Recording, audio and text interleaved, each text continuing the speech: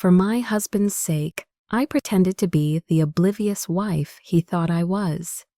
He walked in, tanned, relaxed, and smelling like eucalyptus spa oil.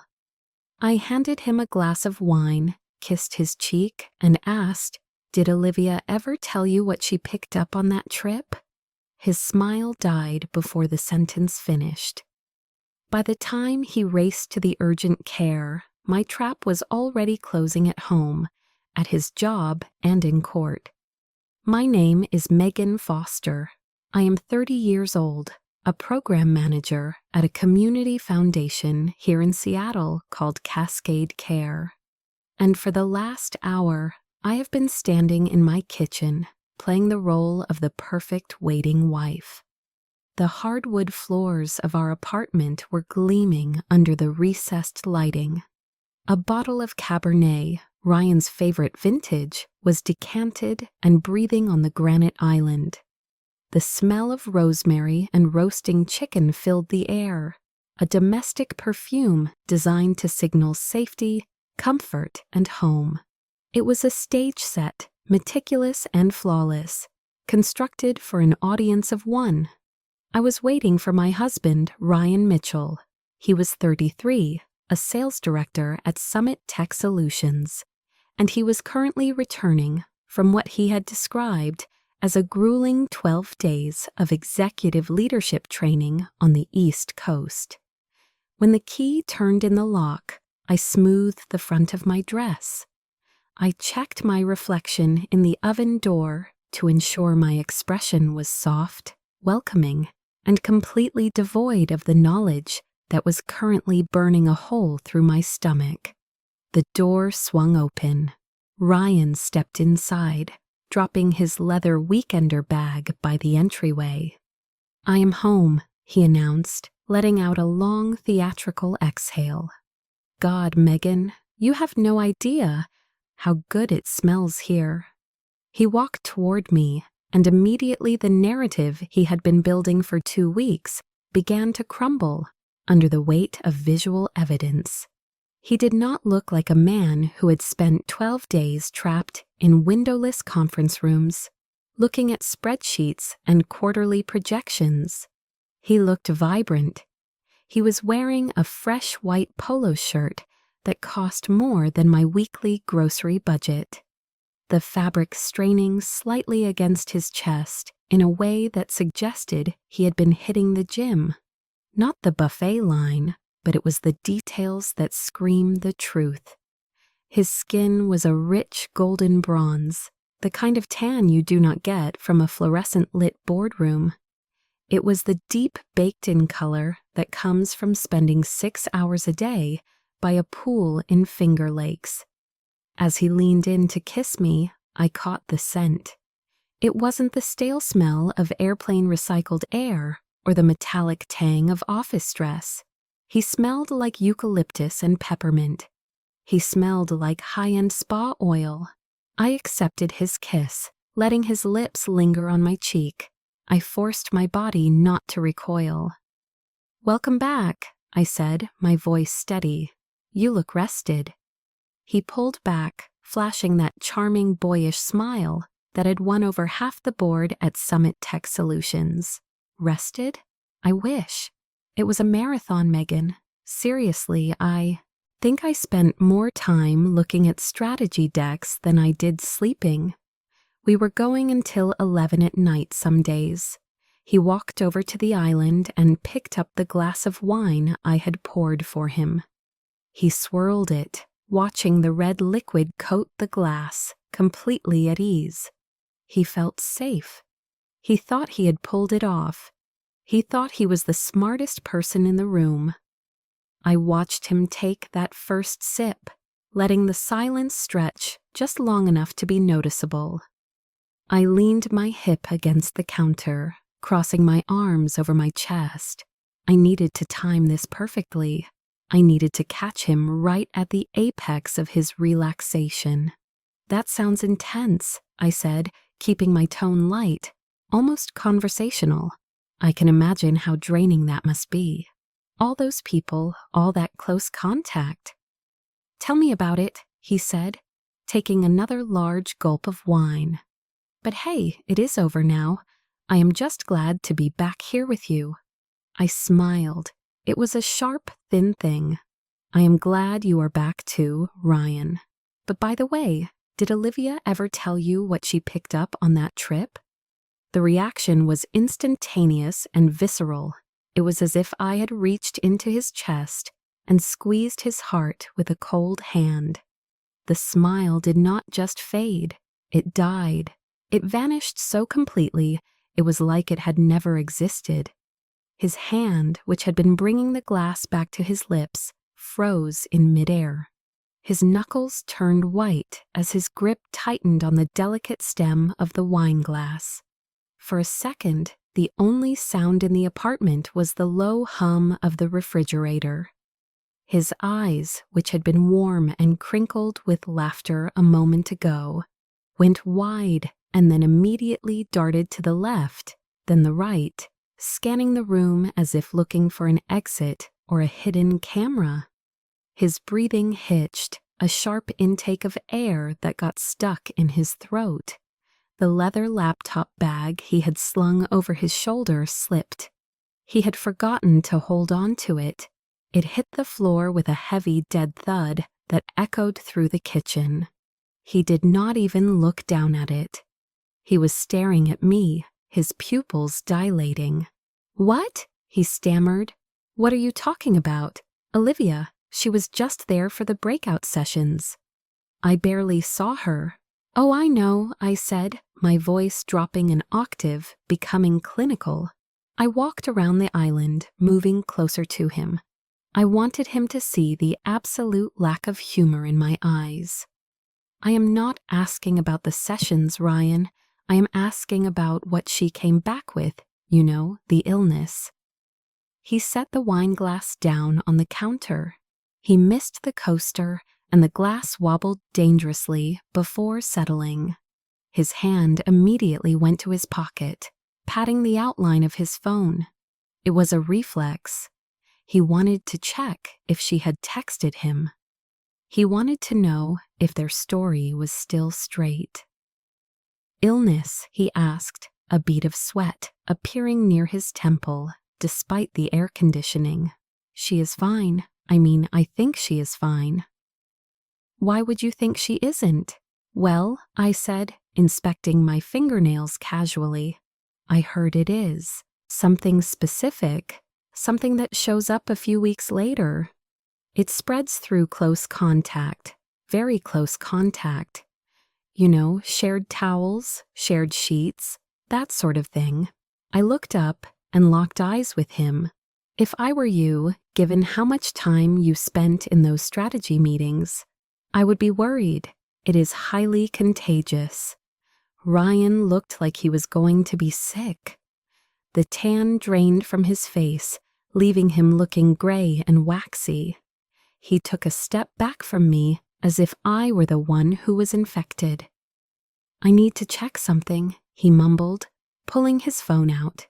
His fingers were shaking so badly he fumbled the passcode twice. "You should," I advised, my voice dripping with false sympathy. "The urgent care on Main Street closes in about 45 minutes. If you leave now, you might just make it. I would not wait, Ryan. Not with something like this. You do not want it to become permanent." He looked at me, then at his phone, then at the door. Panic had completely overridden his logic. He did not ask who told me. He did not ask for the name of the disease. He just knew that he had been exposed, and the guilt was suddenly manifesting as a physical itch under his skin. "I have to go," he said, grabbing his car keys from the bowl, where he had just dropped them. He did not even pick up his laptop bag. I just remembered I need to pick up some things for the office for tomorrow. "Of course," I said. "Go take care of yourself." He bolted. The door slammed shut behind him, leaving me alone in the silence of the apartment. I stood there for a moment, listening to the sound of the elevator dinging down the hall. I looked at the glass of wine he had barely touched. I looked at the laptop bag he had abandoned on the floor in his haste. I walked over to the counter, picked up his glass, and poured the wine down the sink. Then I turned to look directly at you. If you are watching this, if you are listening to my voice right now, you probably believe in karma. You probably think that bad things happen to bad people naturally. But I am here to tell you that sometimes the universe is slow. Sometimes karma needs a project manager. My name is Megan Foster, and if you believe that betrayal carries a price tag, then you need to hit that subscribe button right now. Because I am not just going to tell you how I caught him. That is the boring part. Any wife can catch a husband. I am going to tell you how I took a single question, one simple, terrifying question about a fake illness, and turned it into a weapon that dismantled his six-figure career, drained his hidden bank accounts, and ruined his reputation before he even got his test results back. He thinks he is racing to a doctor to cure a disease. He has no idea that the real infection is already in his house, on his computer, and about to be in his court files. But before we get to the destruction, we have to go back. We have to rewind the tape. Because to understand why I burned his life down, you have to understand that I did not always hate him. In fact, 12 days ago, before he got on that plane, I thought Ryan Mitchell was the safest man in the world. I was wrong. Let me show you exactly how wrong I was. To understand the magnitude of the fire I was about to light, you have to understand the house I was burning down. You have to understand that I did not marry a monster. If Ryan had been a villain from the start, this would be a different story. It would be a story about survival. But this is a story about betrayal. And betrayal only works if you trust the person holding the knife. Let's rewind. 8 years ago, I was 22 years old, and I still had that specific kind of optimism you can only maintain when you have just moved from a small, rusting town in Indiana to the skyline of Seattle. I was working as a junior coordinator for the Cascade Care Foundation. It was grueling, soul-filling work. I spent my days trying to secure housing grants for low-income families, and I spent my nights worrying about the families we had to turn away. I met Ryan on a Tuesday in November. It was sleeting sideways, the kind of Seattle weather that hurts your face. And I had ducked into a crowded coffee shop near my office building to escape the wind. I was carrying a tote bag that was breaking my shoulder and a stack of grant applications that were due by 5:00. Every table was full, except for one prime spot by the window, where a guy in a charcoal sweater was packing up his laptop. I hesitated, not wanting to hover, but he looked up and caught my eye. He did not just glance, he really looked. He saw the wet hair, the heavy bag, and the sheer exhaustion written on my face. He stood up immediately, slinging his bag over his shoulder. As he walked past me to the exit, he did not try to hit on me. He did not ask for my number. He just slid a napkin onto the table and walked out into the cold. When I sat down, I turned the napkin over. In neat architectural block letters, he had written, "You look like you needed it more than me, R." That was the Ryan I fell in love with. He was different then. He was 25, working in sales, but not yet consumed by it. He was hungry for success, sure, but he was not starving for validation. Back then, he had patience. He would listen to me, talk about the systemic failures of the public housing system for hours, nodding as if I were explaining the secrets of the universe, never once checking his watch. or making me feel like my small paycheck made my work less important than his. Our courtship was not expensive dinners and luxury escapes. It was built on the floor of a 500-square-foot apartment in Capitol Hill that smelled faintly of old radiators. It was built on nights where we split a $3 frozen pizza because that was what the budget allowed. It was built on shared struggle. We moved in together 6 months after that coffee shop meeting. We split the rent down the middle, even though he made a little more than me. We had a wall in the kitchen covered in yellow sticky notes. We called it the master plan. Pay off student loans by 28. Promoted to manager by 30. Buy a house with a yard for a dog by 33. We wrote these things down like they were legal contracts with fate. We believed that if we worked hard enough and loved each other well enough, the universe would honor the terms. The way he said it, the casual, unthinking ownership in his voice, made me feel a chill I hadn't felt since I was 13, begging the man at the power company for 7 more days. It was the chill of the one who has all the power, talking to the one who has none. I smiled. It was a bright, brittle smile. That sounds interesting, honey. We can definitely talk about it when we get back. But in that moment, in that beautiful room on my wedding night, the test changed. My secret test was no longer about whether Ryan would love me without money. The new test was whether his family would. I made a decision. Northbridge Capital Trust, Abigail's $60 million legacy, my armor, my real life. It would all stay hidden. It would remain my secret. I would walk into the Hayes family home as Megan Foster from Steelville, Michigan. I would bring nothing but my grit and my small-time advisory firm. I would let them see me as small. I would let them underestimate me. I wanted to see with my own eyes if they could ever accept me for who I was, or if, in the end, they were exactly the monsters I was learning to hunt. The ritual began every Sunday at precisely 6 p.m. We would get into Ryan's BMW, not my Subaru, which was deemed unsuitable for the driveway of the main house. We would drive 20 minutes from our sleek, modern, but soulless apartment, a starter property owned by Hayeswood, of course, to the fortress on the hill.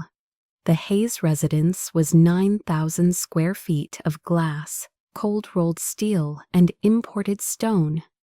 It had an infinity pool that bled into the horizon and walls covered in abstract art that was chosen for its investment value, not its beauty.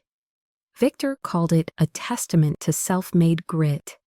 He conveniently forgot the $50 million seed loan from his own father that started it all. My mother-in-law, Victoria, would greet us at the door, her smile as bright and fragile as the diamonds on her fingers. She would kiss Ryan, then turn to me, her eyes doing a rapid, head-to-toe scan. "Megan, darling," she'd coo, touching the sleeve of my perfectly nice but not designer dress. "That's a lovely little find. It must be so convenient not to have to worry about dry cleaning all the time." And so it began, the first small cut of the evening. We would move to the terrace for cocktails, which were really just a pre-dinner opportunity for Victor to hold court. He was the sun, and we were the cold, dead planets orbiting him. He would pace in front of the outdoor fireplace, swirling a tumbler of 18-year-old scotch, recounting his week. "So I told the board at First Union," he'd declare, "if you're not willing to play ball, Hayeswood will find a bank that is." 2 hours later, their CEO is on my personal line, apologizing. You have to know how to apply smart leverage. You crush them, but you do it intelligently. I'd watch him, listening to him, brag about the very financial instruments I knew from my own secret vantage point we're dangerously overextended. He wasn't applying smart leverage. He was a gambler who had been on a winning streak, mistaking luck for genius. Once, in the early months, I'd tried to engage. "That's interesting, Victor," I'd said, my voice cutting into the silence. "Have you considered diversifying your debt? Relying on a single banking partner, especially for short-term liquidity, can create a systemic risk if the market shifts." The entire family froze. Victor's eyes narrowed. Victoria looked like I had just used a fish fork for the salad. A long, agonizing second passed. Then Victor laughed, a short barking sound. "That's good, Megan. Very Business 101. I'll let my MBA team know." And just like that, Victoria turned to Mia. "Speaking of risks, darling, did you get those ski boots you wanted for Aspen?" The subject was changed. The conversation moved on. I had not been heard. I had simply malfunctioned. I had made a noise I was not supposed to make. I looked at Ryan. He gave me a tiny, pained smile and a quick squeeze of my hand under the table, a gesture that said, "Just let it go, please." At first, his hand on my leg was a comfort. It was his silent alliance, his way of saying, "I'm with you even if they're not." But as the Sundays wore on, the hand-holding became less frequent. The squeeze became a brief tap. Then the tap was withdrawn halfway, as if he suddenly remembered his father was watching. Finally, his hands just stayed on his own lap, clenched tightly as he let the tide of his family wash over me. Mia was the sniper. While Victor used a sledgehammer, Mia used a scalpel, and she aimed for the soft places she knew I came from. "Megan," she'd say, her tone dripping with feigned curiosity. "A client of ours just got back from the Amalfi Coast. You've been to Europe, right?" She would pause, letting the O hang in the air when I simply shook my head. "Well, you must. You would just adore it. It's so civilized." She would glance at the simple leather satchel I carried, the one that held my laptop and the ledgers for my small clients. "I keep meaning to ask where you get your bags. They're so functional." Brent, the older brother, was the court jester, using jokes to deliver the same poison. He'd clap Ryan on the back, always after a few too many scotches.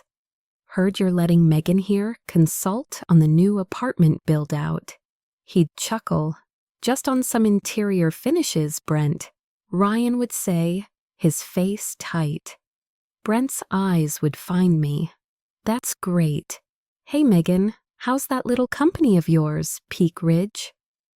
"Right. What's the revenue on that these days? Is it enough to cover the wine bill at this table?" The table would erupt in laughter. Victor, Victoria, Mia, and after a beat, a faint, forced, heartbreaking chuckle from my husband. Ryan's laughter was the worst cut of all. I would just smile, the smile I learned in Steelville, the one you give the man at the power company when he says, "You have 24 hours." The smile that says, "I am not a threat." The smile that says, "I am nothing. You have all the power." I would swallow the insult, the rage, the humiliation, and wash it down with their expensive, bitter wine. The drive home was always silent. I would sit in the passenger seat of the BMW, watching the lights of Seattle pass by, the knot in my stomach so tight I could barely breathe. Back in our apartment, I would finally let the mask crack. "Why don't you ever say anything?" I'd ask, my voice quiet, trying to not sound like the sensitive woman he accused me of being. "Say anything about what, babe?" Ryan would ask, already unbuttoning his shirt, already halfway out of the conversation. "About Brent, about your mother, about the way they talk to me." enough to cover the wine bill, not worrying about dry cleaning. Ryan would sigh, a heavy put-upon sound. He'd rub his face, the picture of a man burdened. "Megan, come on. They're just kidding. That's just how they are. You're being too sensitive." Sensitive. I'd feel the heat rising. "It's not sensitive to be insulted, Ryan. They are actively, deliberately making me feel small. And you let them." "No," he'd snap, his patience gone. "I'm not letting them. I'm trying to keep the peace. You don't understand, Megan. They're on another level. The stakes are different. The world they live in, it's just different. You have to understand that." Another level. That was the phrase, the one that separated them from me. I was on a lower level, the provincial consultant, the girl from the steel town. I was not meant to understand their high-altitude games. I was just meant to be grateful I was allowed in the room at all. So I stopped. I stopped trying. I stopped offering opinions. I stopped bringing up my work, my clients, my thoughts. I began the process of making myself invisible, a process they had started, and I was now in an act of profound self-betrayal, finishing. My transformation was slow but total. I became a ghost at their table. I smiled when smiled at. I passed the salt. I answered direct questions with short, simple, non-threatening answers. "How is your work, dear?" Victoria would ask, not because she cared, but because it was her turn. "It's fine, thank you. Keeping busy. And your mother?" "She's well, thank you." I became a perfect, polished, empty mirror. I reflected their own grandeur back at them, and they loved me for it. They finally had the daughter-in-law they wanted, a quiet, pretty, grateful accessory who knew her place. They saw it as a victory, a successful assimilation. I saw it as a training ground. I was no longer a wife at that table. I was an anthropologist. I was an undercover agent. I sat in silence and I watched. I learned their weaknesses. I saw the cracks in Victor's bravado. I saw the desperation in Ryan's compliance. I saw the deep, hollow insecurity beneath Mia's cruelty. I was a girl from Steelville. I knew how to read the fine print. I knew how to find the cracks. And as I sat there invisible, surrounded by the 9,000 square foot monument to their ego, I began to plan. I was no longer trying to get in. I was figuring out the quietest, most efficient way to tear the whole damn thing down. It happened on a Tuesday, a day so mundane I almost missed it. Ryan had rushed out of the apartment, late for a golf game with a developer, and had left his briefcase on the dining table. He also left a thick, binder-clipped document beside it. Internal Projections Creditor Summary Q2. Normally, I would have ignored it. I had been practicing invisibility after all, and that included his work. But I was cleaning the table, and as I picked it up to move it, the binder slipped open. It fell open to a page titled Key Credit Facilities Primary Lenders. I saw a list of the usual suspects: JP Morgan, First Union Bank, a few private equity lenders, and then I saw a logo, a simple discrete graphic, a stylized N over a B, Northbridge Capital Trust. I dropped the binder. The pages fanned out across the floor. My blood turned to ice, then to fire. I could not breathe. It was impossible. Northbridge was my company. It was Abigail's fortress, built on the principle of absolute anonymity. We, Logan and I, invested in distressed municipal bonds, in tech startups, in European real estate. We did not lend to flashy, high-risk, family-run, commercial developers like Hayeswood. I ran to my home office, the small room Ryan called my hobby space, and locked the door. I opened my encrypted laptop and sent a single one-line message to Logan. Pull the complete file, and all originating documents for client Hazewood Properties, LLC. Now. The response was, as always, immediate, pulling. For 10 minutes, I stared at the wall. I was not Megan Foster, the invisible wife. I was the girl from Steelville, Michigan, and I had just found a hole in my ledger. My screen chimed. A massive encrypted file arrived. Logan's note was short. "Megan, you need to see this. The file originated 4.5 years ago. Before you, it was one of Abigail's last deals." I opened the first document. It was a master loan agreement signed by Abigail Thorne herself. She had, for reasons I couldn't fathom, seen Victor Hayes' company as a solid old money investment. She had been his first, most significant private lender, the one who gave him the capital to start his most aggressive expansion. And when she died, the file and its management had passed to me. It was one of 100 active accounts, a name I had seen on reports, Hazewood. But I had never, not once, connected it to Ryan's family. My brain had kept them in 2 separate boxes. The Hayeses were family. Hazewood was just a file. I read on, my blood running colder with every page. The deals were sound at first, but in the last 2 years, since Ryan and I had been married, since Victor had accelerated his smart leverage, the draws on the credit line had become frantic. He was using Northbridge's stable, low-interest capital to finance his increasingly reckless gambles. I opened the next file, the one Logan had flagged in red. Covenant agreements, cross-default provisions. This was it. This was the map I had learned to read at my kitchen table in Michigan. Abigail, in her genius, had not just lent him money. She had tied her loans to every other loan he had. The agreements with First Union, with J.P. Morgan, with the private equity sharks, they all contained a specific, brutal clause, a cross-default clause. It meant that if Victor defaulted on his loan to any single one of his lenders, he was considered in default to all of them. And Northbridge Capital Trust, my $40 million, was not just a lender, it was the linchpin. We held the primary note. Our contract, the one Abigail had written, gave us the right to call our entire $40 million loan, due in full for any reason, with 24 hours' notice. If I made that call, the cross default would trigger. All the other banks, the ones Victor bragged about crushing, would be legally obligated to call their loans too. I did the math.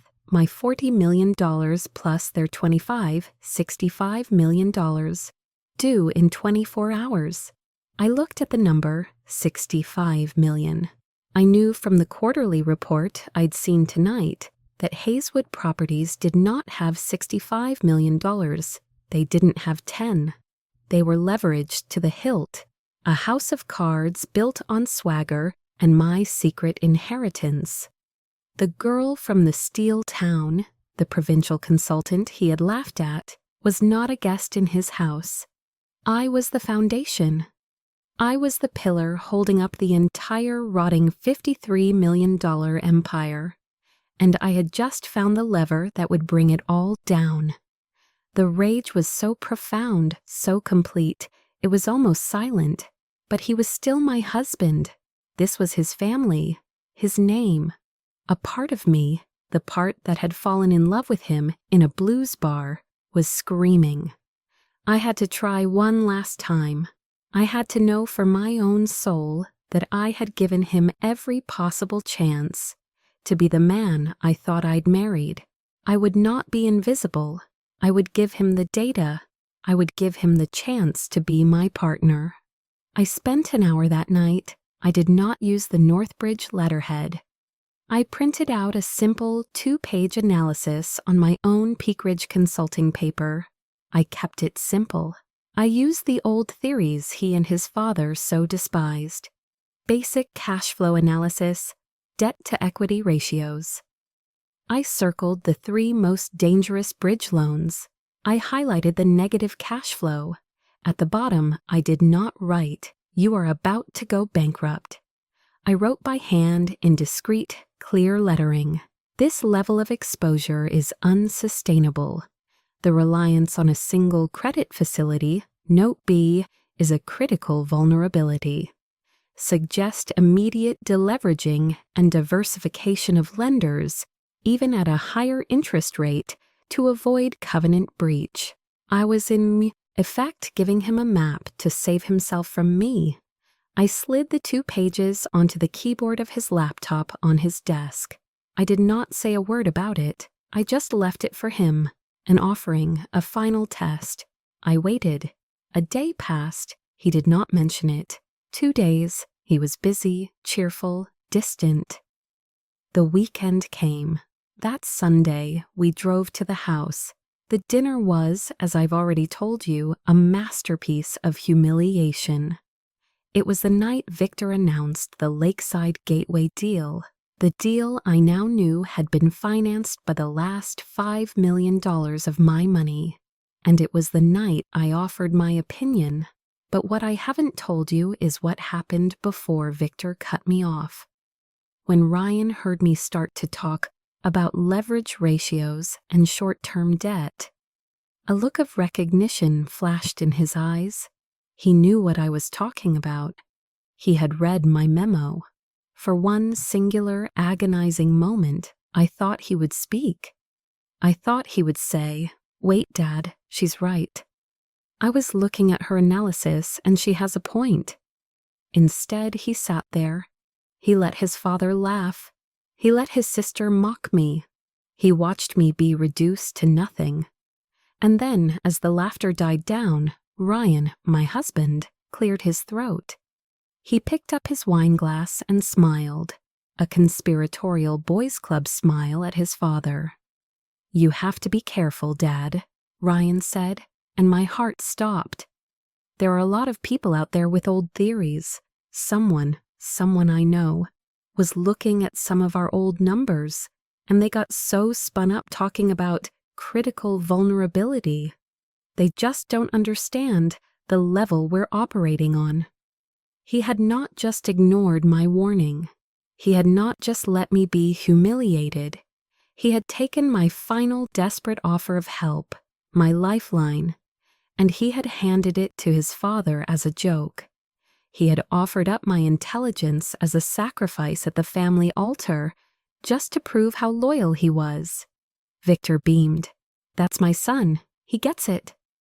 I felt the last thin thread of my love for him snap. It didn't break with a roar. It was a quiet, cold, precise snip. This was no longer a marriage. This was a hostile takeover, and I was the one being acquired. The conflict inside me vanished. The girl from Steelville, the accountant, the strategist that Abigail Thorne had trained, took over.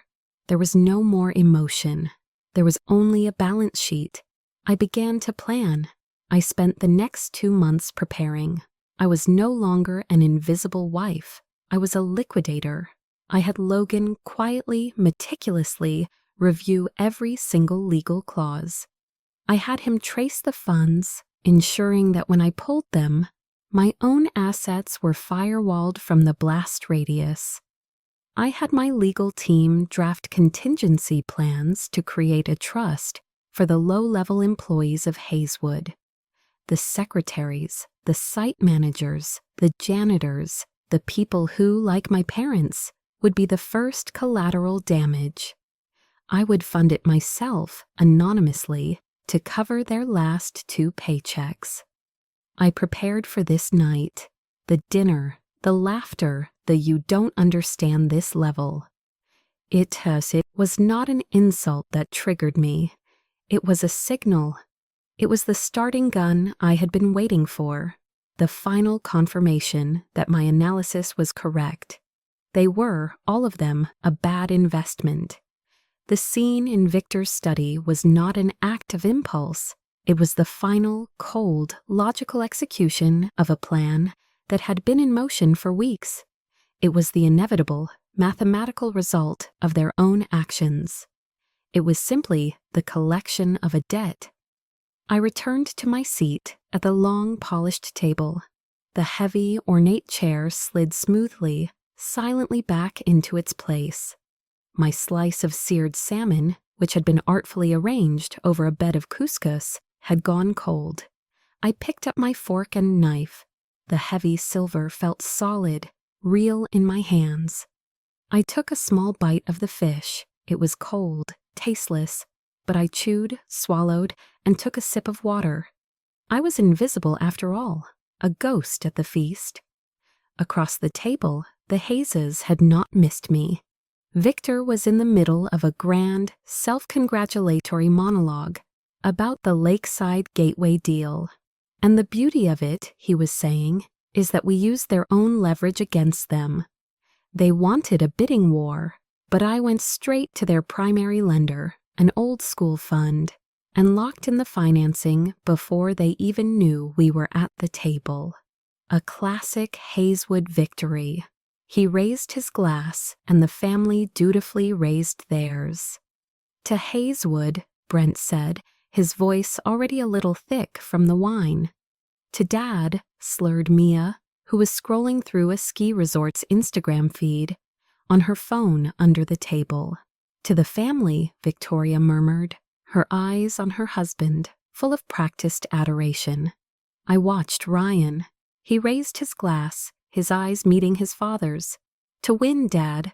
You always see the angles. I took another bite of cold salmon. My heart was beating, a slow, steady, powerful rhythm, like a deep-water engine. 1,000, 2,000. Logan's team was moving. The wires were hot. Victor set his glass down, beaming. He was about to launch into another story, perhaps about his own brilliance in college, when the first notification arrived. It was a soft, insistent buzz, a vibration not from a phone, but from the heavy golden steel. Smartwatch on Victor's left wrist. He was a man who needed his alerts on his skin. He glanced at it, a flicker of annoyance crossing his face, a dinner interruption. He frowned, tapped the screen to silence it, and then ignored it. Probably just a stock market alert. He cleared his throat, ready to resume. Now the thing about the Seattle market that most people fail to. This one was louder, more violent. It was his phone, the oversized Pro model, lying face up on the mahogany beside his wine glass. The screen lit up the dark wood, flashing a name, Northbridge Capital Trust official notice. Victor's eyes snapped to the phone. His annoyance deepened. Damn it, these lenders. They have no sense of time, no boundaries. He picked up the phone, his thumb hovering over the decline button, but the title, official notice, gave him pause. That was not the language of a casual check-in. He let out a put-upon sigh. Excuse me, this will just be a second. Probably my CFO crying about something. He pressed accept and lifted the phone to his ear, his posture still radiating confidence. Tom, what is it? I'm in the middle of dinner. He listened. I watched. I cut another perfect surgical piece of my salmon. The change was instantaneous. It was not slow. It was as if someone had pulled a support beam from his very spine. Victor's face, flushed with wine and ego, went a chalky, sickly white. His eyes widened. The broad, confident shoulders slumped. The hand holding the wine glass, which he had not set down, began to tremble. What? His voice was a hoarse whisper. What do you mean? Called the entire line. The table, which had been filled with the quiet scraping of cutlery, went utterly, profoundly silent. The only sound was the ticking of the antique grandfather clock in the hall, and Victor's voice cracking. That's not possible, he said, his voice rising, gaining a frantic edge. He stood up, knocking his chair back. That's a $40 million facility, Tom. They can't just check the agreement. Check the damn covenants. He was pacing now, his back to the table, his free hand pulling at his expensive silk tie. No, no, no, no. He was listening, and whatever he was hearing was not good. The cross defaults? Tom, who the hell are these people? Find me a name. Find me the man I need to call. This has to be a mistake. This is, He went quiet, listening again.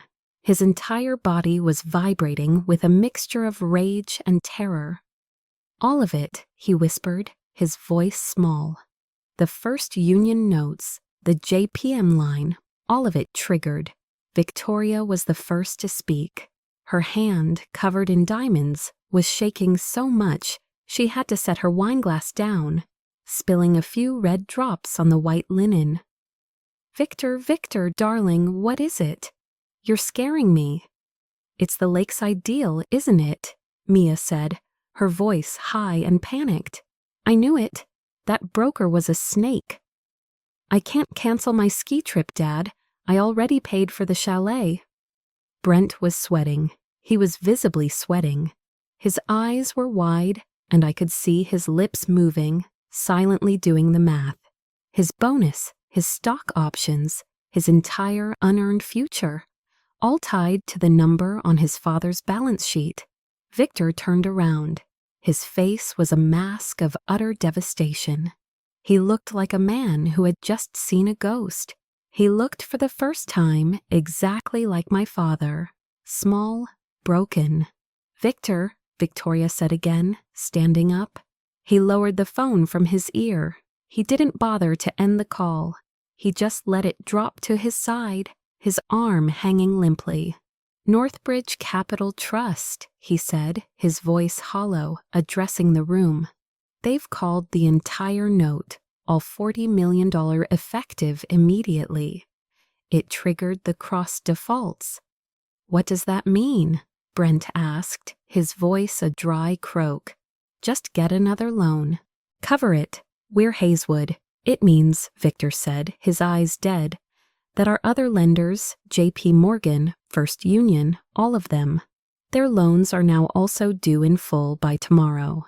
How much? Victoria whispered. Victor looked at her. $65 million at least. We don't have that. We are illiquid.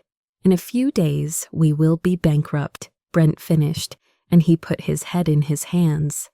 Who is Northbridge? Victoria shrieked. Who are they? Call them. Pay them. Fix it, Victor. I don't know who they are, he roared, the fear turning back to rage. They're ghosts, a trust. We've paid them on time for 5 years. Why would they do this? Why now? Ryan, my husband, who had been frozen this entire time, finally moved. He looked at me, his face a mess of confusion. He leaned in, his voice a low, desperate whisper, still trying to make sense of his world. My God, Megan, he breathed. It must be some kind of hostile takeover, a vulture fund. Someone is playing dirty, trying to break us. He saw me as a fellow victim, a passenger in the crash. I did not look at him. My gaze was fixed on Victor. He was scanning the table, his eyes wild, looking for an answer, an enemy, a lifeline. And then his eyes landed on me. They stopped. He looked at my plate, my perfectly eaten portion of salmon. He looked at my hands resting calmly in my lap. He looked at my face, which was not panicked, not crying, not confused. It was, I imagine, a mask of profound glacial calm, the calm of the girl from Steelville, Michigan, who has just finished her math. He saw, in that one instant, the only person in the room who was not surprised. He saw the only person who was not afraid. A new, different kind of dread dawned in his eyes, a sudden, unthinkable suspicion. Megan, he said, and my name was a rasp. The whole table went silent, turning from him to me.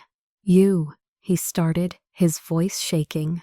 You're the one who was in the financials, the reports. You knew the covenants. You asked about our lenders. He took a step toward the table, his eyes locked on mine. He choked. Do you know something about this? About Northbridge? The grandfather clock in the hall ticked. 1, 2, 3. I lifted my gaze from my plate and met his. I looked into the eyes of the man who had mocked me, dismissed me, and called me provincial. I calmly, deliberately placed my knife and fork on the plate, the tines and blade perfectly aligned. I dabbed my lips with a heavy linen napkin. I don't just know about it, Victor, I said, my voice clear and steady in the ruined silence. I own it. I looked around the table at their horrified, disbelieving faces. Ryan, Victoria, Brent, Mia. And I just did the one thing my father-in-law made very clear. We don't need your small-time help. The silence that followed my words was not empty. It was a physical weight, a vacuum that sucked all the air from the room. It was broken by the sound of glass shattering. Mia's hand, which had been frozen in the air, spasmed. Her wine glass tumbled too, the floor splashing Cabernet across the white rug like a fresh arterial spray. She just stared at the spot, her mouth open. Brent let out a single sharp word, a curse. He pushed his chair back, his face a mottled, sweaty red. Victoria, however, found her voice. It was a thin, greedy, disbelieving series of gasps. Do you own it? You are Northbridge. You, Megan, are Megan. She's lying. Victor finally exploded, his voice a roar. The color had come rushing back to his face in a tide of pure, unadulterated fury. This is a trick, a corporate shakedown. You've been planning this. You snake. You came into my house, you ate my food, you married my son, all to get inside. You've been setting this trap from the beginning. He lunged toward me, his finger jabbing at my face. I'll have you in jail. I'll have you disbarred. I'll call the lawyers. This is fraud. This is betrayal. I did not flinch. I did not raise my voice. I simply looked at the raving, terrified man in the expensive suit. There is no fraud, Victor, I said, my voice cutting through his tirade. Northbridge Capital Trust made a series of investments in your company. Those investments were secured by contracts that your Ivy League legal team negotiated and approved, contracts that you signed. I leaned forward just an inch. One of those clauses, which I'm sure your team read, gives the lender, that's me, the right to call the loan due in full. I have just exercised that right. It is a simple, legal business decision, and it was a decision I made after you personally, in front of this entire table, confirmed that your company's risk management is based on ego and mockery. Business decision. It was Ryan. He finally spoke. He stood up, but his legs looked unsteady. He was staring at me, but not like he was looking at his wife. He was looking at a complete stranger, a creature he had never seen before. Do you own Northbridge? He said, his mind struggling to connect the two ideas. Northbridge, they're a fund. They're huge. They're, my God, Megan, you're not a small-time consultant. You're not. His voice trailed off. He was finally doing the math. He was finally, for the first time, seeing the truth. Not the grit he admired, not the girl from Steelville. He was seeing the money, the power, the fact that the woman he'd married, the woman his family had sissy in the palm of her hand, and had just very deliberately closed it. You lied to me, he whispered. Our entire marriage. You were playing me. I turned my full attention to him. The anger, the fear, the noise from the rest of the table faded away. It was just him and me, my final audit. I never lied to you, Ryan, I said. I just didn't tell you. I kept that part of my life separate. I wanted to see if you could see me, Megan, the person, not the portfolio. He stared at me, his eyes wide with a desperate, dawning horror. I have a few questions for you, I said, and my voice was soft, almost conversational. It's a simple test. You've been my husband for 3 years. You're the man who loves me. Are you ready? He just looked at me, confused. What? Question 1, I said, holding up a finger. What is my mother's birthday? Her birthday, he stammered. It's in the spring, right? May? No, April. It's October 17th, I said. Question 2, what was the name of the hospital where my father died? Megan, I don't. It was Mercy General, I said, my voice still perfectly level. He died in the West Wing, 3rd floor. I told you that story during our first month of dating. Question 3, what is the one food, the one I absolutely hate, that your mother serves me every single time I come here? He was pale. He was shaking his head. I don't know. Mushrooms, I said. She puts them in the sauce. She knows I hate them, and I eat them every single Sunday. And you have never, not once, noticed. I let the silence hang for a moment. He could not answer a single simple human question about me. He had never seen me. He had only seen the sweet, simple girl he could bring in and let learn. He had loved the idea of saving me, but he had never bothered to know me. You're right, Ryan, I said. You didn't marry me. You married a story you told yourself. I will be filing for divorce in the morning, Ryan, I said. And you don't have to worry. I am not asking for a single thing. I'm not entitled to the Hayes family assets. I have my own. You can't, Victor roared. He had found a new, more primal terror, not the loss of his company, but the loss of his leverage. The employees, Megan, what about them? What about the hundreds of families and the people who work for us? You destroy all of them, their jobs, their children, all because of your petty, wounded small-town pride. It was his last, desperate, pathetic throw. The human shield, the one weapon he had left. I stood up. I finally stood up. I looked down at him, this broken, raging hypocrite. The employees, I said, and for the first time, a note of the ice finally entered my voice. The employees I'm destroying? You are the one who has been gambling with their livelihoods. You are the one who took on irresponsible, catastrophic levels of debt. You are the one who leveraged their paychecks against your own ego. You are the one who cut their safety budgets to finance your victories. What did you say? Victoria whispered, her eyes snapping to her husband. Oh, I said, turning to her. You didn't know? You didn't know that he's been funding this entire house of cards with a single massive loan?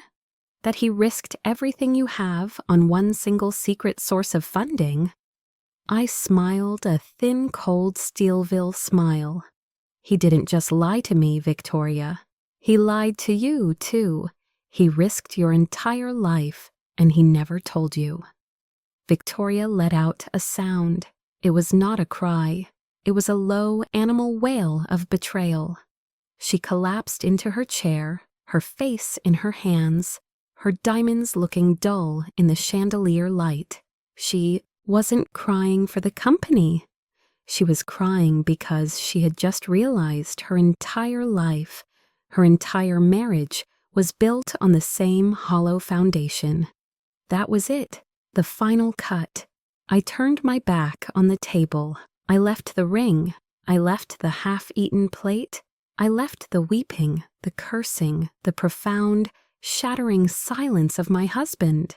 I walked out of the dining room.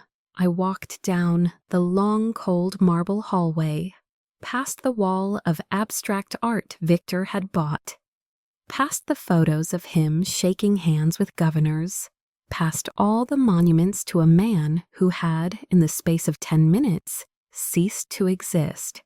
I opened the massive front door. The cold, clear Washington night air hit my face. It felt clean. I walked across their perfectly manicured stone driveway. I ignored the fleet of BMWs, Porsches, and Range Rovers. I walked to the guest parking to my old, dented, 10-year-old Subaru. I got in. I put the key in the ignition. The engine turned over with a familiar, comforting rumble. I put the car in gear and I drove away, leaving them behind in the wreckage. I did not look back. I had a lot of work to do. I woke up at 5:30 a.m. in my own bed. This was not the king-sized platform of mahogany and Egyptian cotton in the glass and steel apartment I shared with Ryan. This was my bed, a simple queen with a metal frame, in my 2-bedroom rental apartment in a plain, quiet brick building in downtown Seattle. I had kept it for all 3 years of my marriage. Ryan knew about it, of course. He called it my silly little office, a waste of money, but a harmless eccentricity. He thought I used it to meet with my small-time clients who were intimidated by our residential high-rise. He never understood what it was. It was not an office. It was an extraction point. It was a clean room, a safe house, a place that held the person I was before I became Mrs. Hayes. It was the one asset he, his family, and their $53 million legacy had never touched. I had slept for 4 hours, a deep, dreamless, adrenaline-spent sleep. I got up, made coffee in a simple drip machine, and sat at my small kitchen table. Then I turned my phone off silent. My hand vibrated for a solid 30 seconds. The screen was a waterfall of notifications, a digital avalanche, 62 missed calls, 141 text messages. They were a storm of panic, rage, and desperation. Victor, Victor, Victor. Voicemail. You think you've won. You've just declared war, you little, I will end you. Victoria text. I am praying for your soul. You have destroyed this family. God will not forgive this. I will never forgive you. Mia text. I hope you die. Brent text. You are a psycho fat snake. I will find you. And then Ryan, a stream of messages, a perfect timeline of his own internal collapse. 11:04 p.m. Megan, this isn't funny. Call me. We need to talk. 11:20 p.m. Pick up the phone. My father is insane. You have to reverse this. 12:05 a.m. You can't just do this. This is my family. You are destroying my family's name. 1:30 a.m. I swear to God, Megan, I will tell the world what you are. A manipulative, lying gold digger. 3:15 a.m. Megan, please just call me. We can fix this. I know you're angry. I'm sorry. We can fix this. Please. The rest were from the outside world, the sharks that smelled blood in the water. Tom, the CFO of Hazewood, the company's legal counsel, and new numbers, ones I didn't recognize. The Seattle Times, the Wall Street Journal, and pathetically a few local gossip blogs. The war had begun.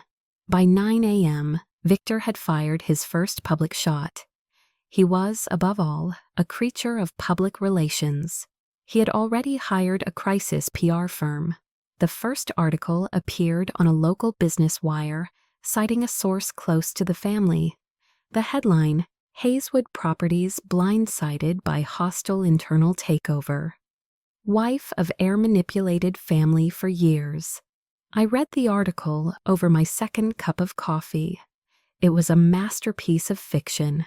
It painted me as a gold-digging sociopathic spider, a provincial consultant who had wormed her way into the family, feigning love for Ryan, all while secretly controlling a shadowy predatory fund. It claimed I was weaponizing a personal dispute to intentionally destroy the legacy of one of Seattle's most charitable families. It was a good story, plausible, vicious. It would have worked if I were the person they thought I was. At 10:15 a.m., the legal salvo landed, a formal threatening email from Hazewood's general counsel, a man I'd made small talk with at 3 Christmas parties. Ms. Foster, it began, this letter serves as formal notice that Hazewood Properties LLC is preparing to file an immediate injunction.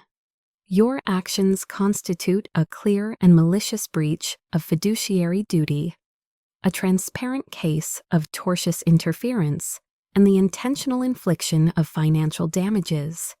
We are prepared to seek punitive damages to the full extent of the law. We strongly advise you to cease and desist and to contact our offices immediately to discuss the unwinding of this catastrophic bad faith action. A bluff, a desperate, terrified, legal babble bluff.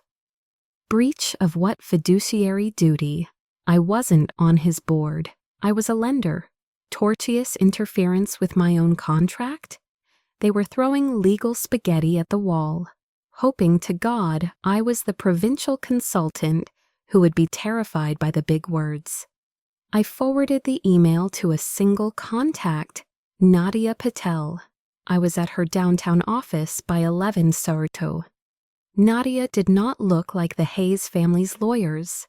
She was black, sharp, and wore a bright red suit that screamed, "I eat men like you for breakfast." She specialized in high-net-worth, high-conflict disputes. I had hired her 2 years ago, on the day I realized my marriage was a cage. She had been on retainer quietly ever since. She had the email printed on her desk. "It's pathetic," she said, not even looking up as I sat down. "A scare tactic. Intentional infliction? Please, you're a lender. You exercised your rights under a contract they signed. They're legally naked, and they know it." She tapped her pen on the desk. "The PR, however, that's the real fight. Victor's narrative is strong. Black widow heiress destroys husband's family. It's catnip. We need to be ready for the media war because the legal one is already over. We didn't have to wait long. The Hayeses, in their arrogance, had made a critical mistake. They assumed every reporter was as lazy and gullible as the gossip columnist who was Mia's friend. They forgot about the real ones. At 3 p.m., a story dropped from a well-respected national financial news service. The reporter, a woman I'd never met, had apparently been sniffing around. Hazewood's miraculous growth for months. The sudden public implosion was the key she needed. Her headline was different. Hazewood's 53 legacy was a 40 mitters house of cards. How one lender's quiet exit exposed years of hidden losses. I read the article, and it was a masterpiece of actual journalism. She had found the public filings. She had cross-referenced the property values. She had talked to subcontractors who hadn't been paid. While the Hayes family is painting lender Megan Foster as a vindictive black widow, the article read, "An analysis of public filings shows Hazewood Properties has been operating at a net loss for nearly 3 years, surviving solely on a massive low-interest line of credit from a single private trust, Northbridge. The $53 million legacy appears to be almost entirely leveraged against this one silent lender. The question isn't why Ms. Foster finally pulled the plug. It's why she didn't do it sooner." Nadia's office line chimed. It was the reporter. Nadia put her on speakerphone. "Ms. Patel," the reporter said, her voice fast and professional. "Your client is being painted as a villain. My analysis suggests she's just the auditor. I'm running a follow-up. Does Ms. Foster have a comment on why she pulled the funds?" Nadia looked at me. I nodded. We had one shot to redefine the narrative. "You can quote my client on this," Nadia said, and I spoke, my voice clear and calm. I will not comment on private family matters. My decision was a financial one. Northbridge Capital Trust withdrew its funds from an investment that was no longer financially sound, run by a management team that I believed was taking on irresponsible, unsustainable levels of risk. If an entire $53 million enterprise collapses simply because one investor asks for their money back, then the problem is not with the investor. The problem is with the company's fundamental structure. We hung up. My quote was on the wire in 10 minutes. The effect was like dropping a match in a gas-filled room. The narrative didn't just shift, it shattered. Financial mismanagement, irresponsible risk, unsustainable structure. Those were words that other banks, the ones in the cross-default chain, understood. My phone rang. A new number. I answered. Yes, Ms. Foster, Megan. It's Tom, the CFO from Hayeswood. His voice was a high-pitched, terrified squeak. He sounded like he was hiding in a closet. The board is in an emergency session, he whispered, frantic. Victor is screaming. He's screaming about traders and lawyers. The other banks, First Union, JPM, they're not even taking our calls. They're just sending notifications of default. Our lawyers are advising. God, they're advising a Chapter 11 filing by morning. We're done. He paused, took a ragged breath. Please, Ms. Foster, Megan, just a 30-day extension, a week. Just give us a week to find new financing. Victor will step down. We'll do anything, please. I was silent. I thought of the employees, the secretaries, the janitors, the people from towns like Steelville. Tom, I said, send me the unredacted employee payroll and benefits ledgers for the last 5 years, and the OSHA compliance reports.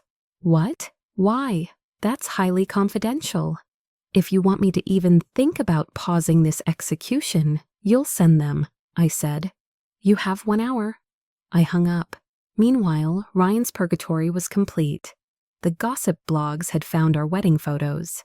The headlines were brutal, blind, dumb, or both. Ryan Mitchell's small-town wife was richer than his daddy. The $53 million fumble, rich kid mocks wife. She bankrupts his entire family. His texts had devolved into pure, incoherent misery. 2:08 p.m. My father is in his room. He won't come out. My mother says it's your fault. 4:15 p.m. What did I ever do to you, Megan? What did I do that was so bad? He still didn't get it. He was still the main character. 45 minutes later, an encrypted file landed in my inbox from Tom. The ledgers. I sat in my small kitchen, the late afternoon sun streaming in. I opened the files and my plan changed. I was no longer just a lender collecting a debt. I was no longer a wife filing for divorce. I scrolled through the ledgers, and the cold, professional anger I'd felt was replaced by a hot, familiar Steelville-style rage. 3 years ago, cost-saving measure, 401k, matching for non-executive staff suspended.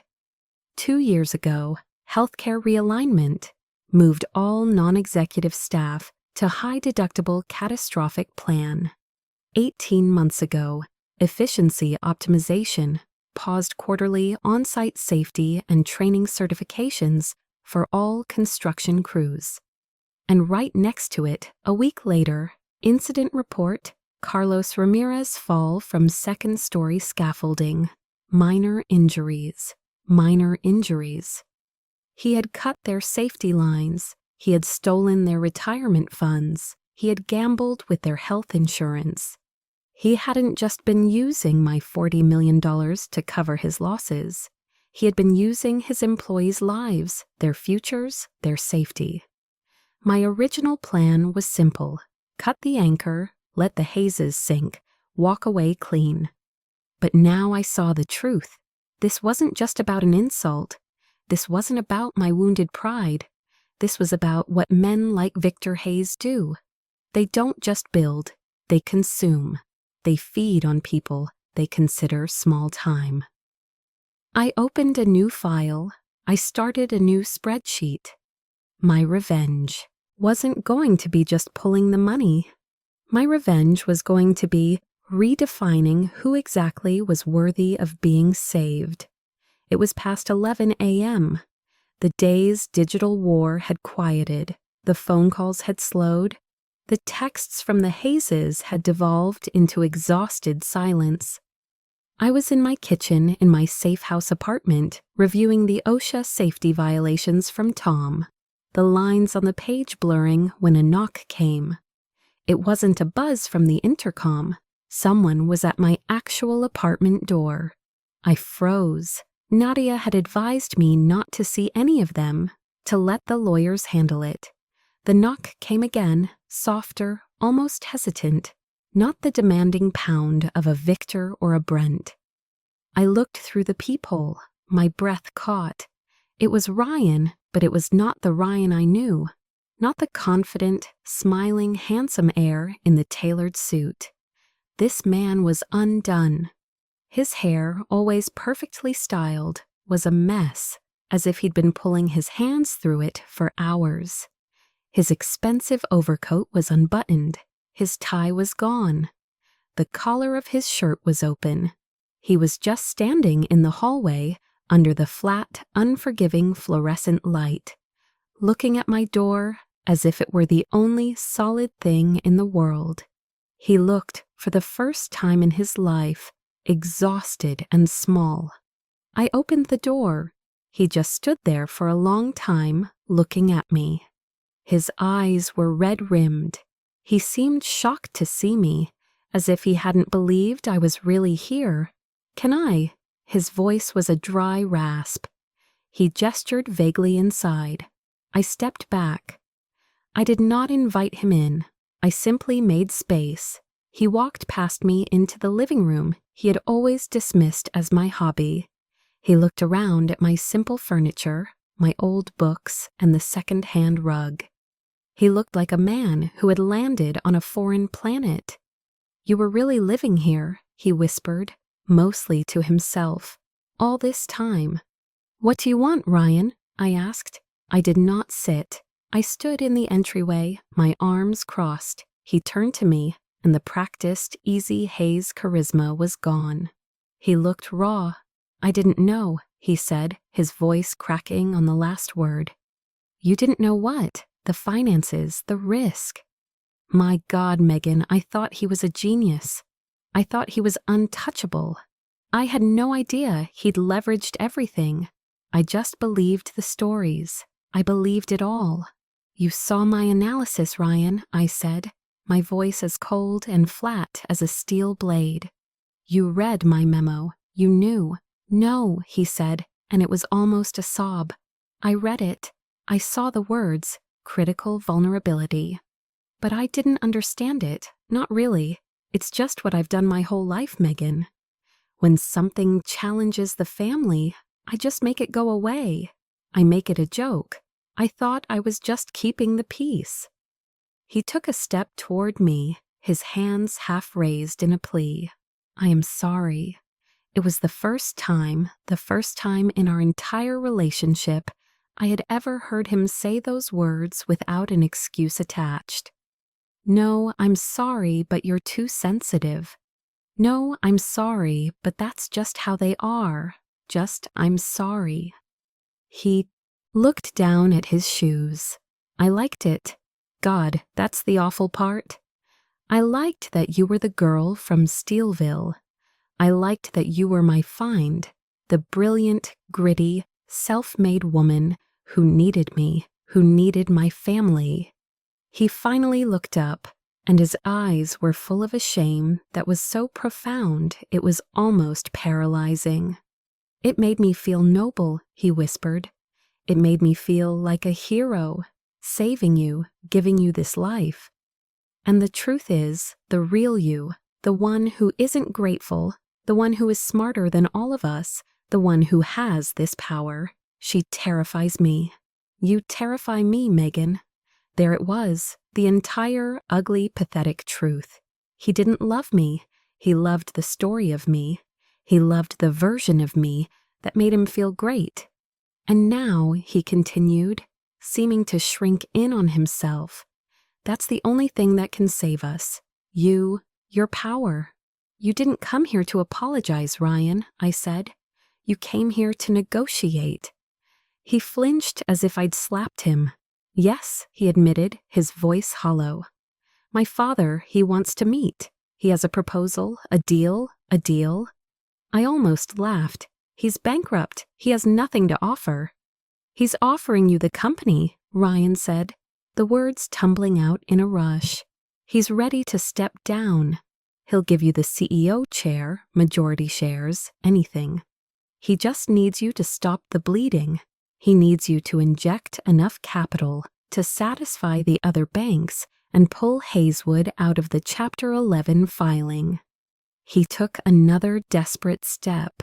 Don't you see, Megan? This is your win. This is what you wanted. You'll have it all. You'll be in charge. We'll all have to bow to you. You'll be in the castle. You'll be the one running it all. I looked at this broken man offering me the keys to a kingdom that was already on fire. He still didn't get it. He was still, even in his ruin, speaking the Hayes language. The language of thrones and castles and power and bowing. He thought this was about being in charge. He thought this was about revenge. He thought I wanted to be them. They're not offering me a throne, Ryan, I said, and my voice was so quiet, so tired. They're offering me their name. They're offering me a CEO title so that I will save the Hazewood legacy. They don't respect me. They're just finally desperate enough to try and buy me. They're still using me, but this time they're just using my money instead of my silence. What? No, that's not, he stammered, but he knew it was true. I walked over to the door and opened it for him. The message was clear. It was over. He walked toward the door, a man in a daze. He paused, his hand on the frame, his back to me. Megan, he said, his voice thick. Was it ever real for you? I looked at the back of his head, the head of a stranger. I have one last question for you, Ryan, I said, and I want you to be honest. It's the last honest thing that will ever pass between us. He turned, his eyes pleading. If you hadn't lost it all, if the company was fine, if you weren't standing to lose your inheritance, your name, your entire future, would you have ever come here tonight? Would you have ever, in 1,000,000 years, stood in this room and told me you were sorry? He opened his mouth. A word tried to form, an excuse, a lie, a defense. But nothing came out. He just stared at me, and in his silence, I had my answer, the final, brutal, liberating truth. Goodbye, Ryan, I said.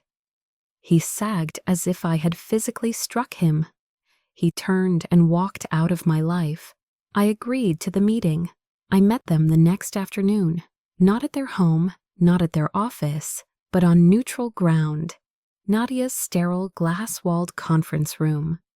Victor looked like he had aged 20 years. The fury was gone, replaced by a gray, hollowed-out exhaustion. Victoria was not there. Mia and Brent were not there. It was just him, his lawyer, and me with Nadia at my side, her laptop open. Victor did not make eye contact. He just spoke to the table.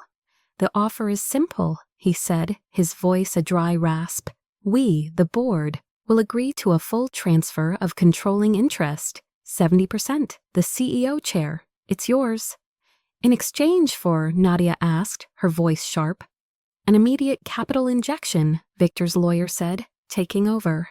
$25 million, enough to stabilize the holdings, satisfy the immediate demands of the secondary lenders, and halt the bankruptcy proceedings. So Megan pays $25 million to be the CEO of your bankrupt company, Nadia said, her tone laced with ice. To save the company, Victor snapped, a flicker of the old rage. To save the legacy, to save the jobs. He finally looked at me. His eyes were bloodshot, but the old arrogance was still there, buried deep. You do this, he said, and you have it all. You win. But there is one condition, the name Hazewood Properties. It stays. It all stays. You will not tarnish the legacy.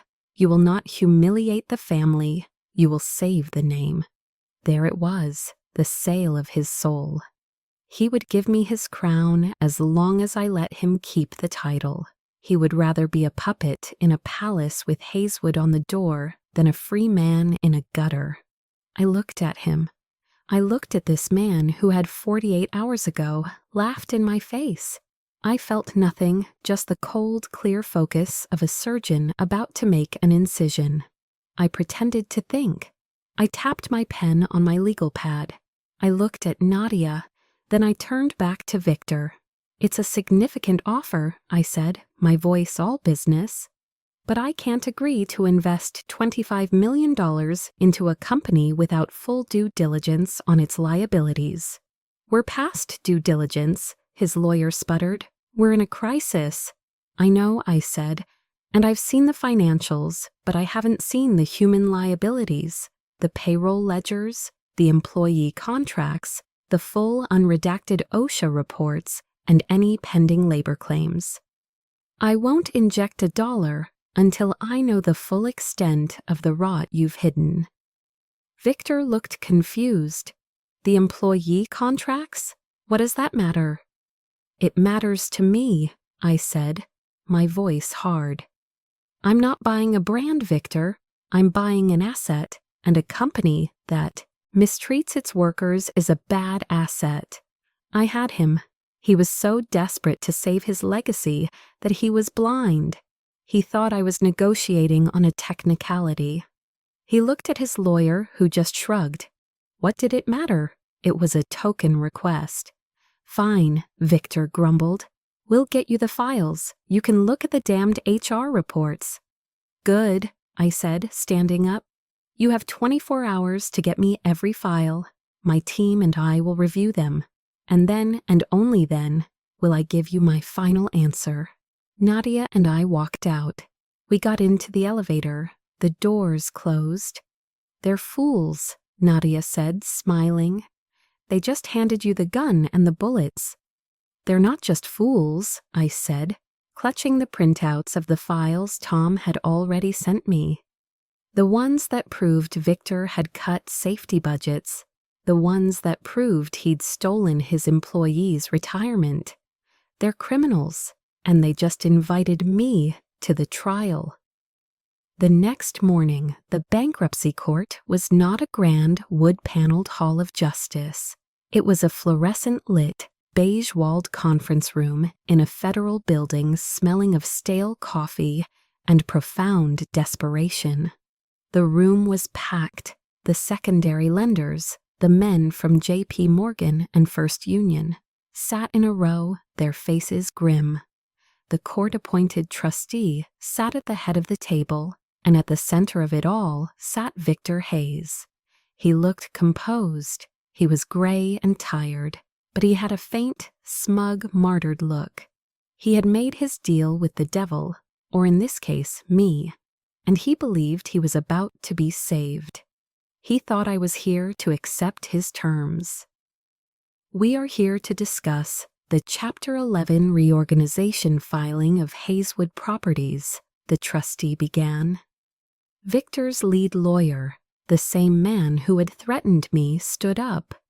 Your Honor, and to the assembled creditors, we are pleased to announce we have a path forward.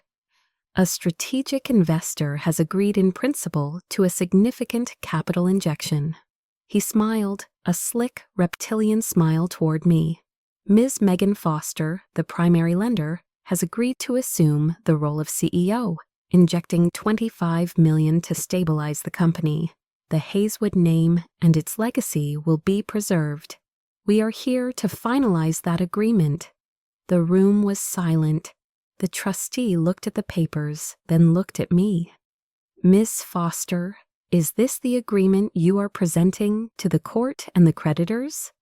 This was the moment, the final move. Nadia Patel stood up, her red suit a slash of color in the beige room. No, Your Honor, it is not. The air in the room evaporated. Victor's smug look vanished, replaced by a slack-jawed, white-faced confusion. What? What is she? My client, Ms. Foster, is not here as a strategic investor, Nadia said, her voice echoing with precise, cold power. She is here as an acquirer, and she is not alone. I stood up, and on cue, a man who had been sitting quietly in the back stood with me. Your Honor, I am here with my counsel and with Mr. Marcus Lowe, the managing director of a community enterprise fund I founded several years ago, the Steelville Community Trust. Marcus Lowe, a quiet, serious man in a simple suit, nodded to the court. Victor was sputtering. Steelville, what is this, Megan? You agreed. I agreed to review the liabilities, Victor, I said, addressing him for the last time. And I did. I turned to the trustee and the bankers. Your Honor, gentlemen, we are not here to save Hazewood Properties. The Hazewood brand, in our estimation, is financially and morally bankrupt. Its name is worthless. Victor made a sound like he'd been choked. We are here, I continued, to present a competing offer, not to reorganize, but to acquire. The Steelville Community Trust, backed by capital from Northbridge, offers to purchase the company's core tangible assets, specifically the 4 completed commercial buildings and the 2 active construction sites, free and clear of the Hazewood name and its management. This theater, Victor's lawyer yelled. This is hostile. It's a personal vendetta. It's a sale, counselor, Nadia cut in, and it's a much better offer for your other clients. She nodded to the bankers. Our proposal will make the creditors here whole on an estimated 70 cents on the dollar. A significant improvement on the 30 cents Mr. Hayes' reorganization was offering. Furthermore, the new entity we are forming will offer new employment contracts to all current non-executive staff. We will be immediately restoring the 401k matching program and the healthcare benefits that Mr. Hayes cut 3 years ago. You could feel the shift. The bankers, who had been staring at a near-total loss, were suddenly sitting up, listening. They didn't care about Victor's legacy. They cared about 70 cents on the dollar. And what of the Hayes family? The trustee asked, his pen hovering. The Hayes family, I said, will receive no equity, no management positions, and no role whatsoever in the new entity. As the current shareholders of a bankrupt company, they will receive whatever, if anything, is left in the estate, after all creditors, all secured lenders, and all employee obligations have been paid in full, which, Nadia added, smiling, by our calculations will be absolutely nothing. You thief! Victor was on his feet, his face a purple mask of rage. He was pointing at me, his whole body shaking. You're looting. This is daylight robbery. She's tearing it apart for scrap, Your Honor. You can't let her do this. I built that company. This is destroying a $53 million legacy. The room was chaotic. His lawyer was trying to pull him down. Mr. Hayes, sit down, the trustee commanded. He looked at Victor with pure exhaustion. Sir, your company is bankrupt. Your legacy is a pile of debt. Ms. Foster's proposal is the only one on the table that preserves the jobs and pays the people you owe. But I am the only one who can run it, Victor wailed, a last pathetic plea. It's my name. Nadia looked at me. I nodded. It was time for the final cut. Your Honor, Nadia said, her voice slicing through the noise. The creditor's reluctance to leave Mr. Hayes in charge is well-founded. His leadership wasn't just aggressive, as he calls it was negligent. She slid a thin red binder to the trustee and copies to the lead counsel for the banks. My client, in the 24 hours of due diligence she was granted, was given access to all employee and safety files. Mr. Hayes wasn't just cutting 401ks, he was cutting safety. I spoke, my voice quiet, but it carried across the entire room. Victor, you cut the on-site safety and training budget up by 60% 18 months ago to finance the interest payments on the Lakeside Gateway deal. Victor froze. He looked, for the first time, truly afraid. Nadia continued, reading from a page. We have the email chain, Your Honor, where Mr. Hayes was explicitly warned by his site manager that the scaffolding on the downtown project was not up to code. His written response was, "We don't have time for red tape. Make it work." 2 weeks later, a worker named Carlos Ramirez fell 2 stories from that exact scaffolding, suffering 2 broken legs and a fractured pelvis. The incident was buried. The worker was given a small private settlement and forced to sign an NDA. The legacy Mr. Hayes is fighting for is one of criminal negligence. The room was dead silent. This was no longer a financial discussion. This was a crime. The bankers looked at Victor with open disgust. He had not just lied to them, he had exposed them to massive liability. Victor Hayes collapsed into his chair. He was no longer a titan. He was just a small old criminal man in a suit that was suddenly too large for him. The trustee called for a 10-minute recess. It was a formality. It was over. When he returned, the verdict was swift. The creditors had voted unanimously to accept the acquisition proposal from the Steelville Community Trust. The motion to approve Victor's reorganization was denied. Hazewood Properties LLC was to be dissolved, its assets liquidated and sold.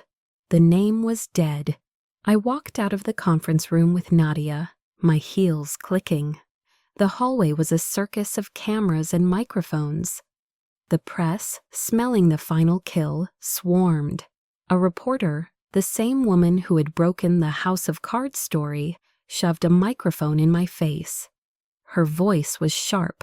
"Ms. Foster, Megan, is it true you've taken everything? Do you have any comment on the fact that you have just personally and completely destroyed your ex-husband's $53 million family legacy?" I stopped. I turned. I looked directly into the camera lens, and I spoke to every woman who had ever been told she was small-time or provincial. "No," I said, my voice clear and steady. I just stopped letting his legacy stand on my money. If something collapses when it can no longer rely on looking down on others, perhaps it deserves to collapse.